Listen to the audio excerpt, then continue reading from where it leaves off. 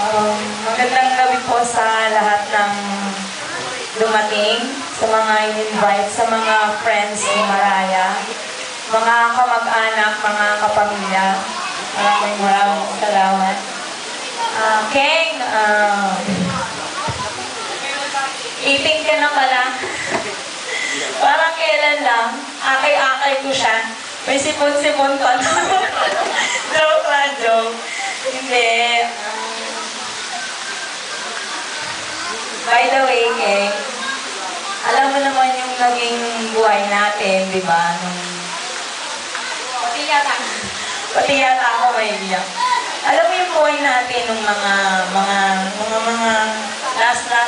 past years pa, hindi ganun kadali, alam mo naman yun. So, umalis ako sa inyo, alam mo na sa financial problem.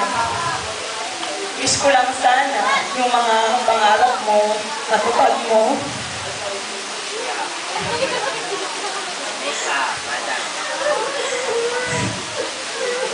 Sir, baka naman.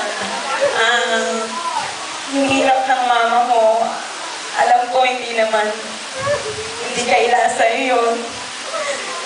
Ako bilang pinsan, nakikita ko yun. Ikaw siguro bilang anak, alam mo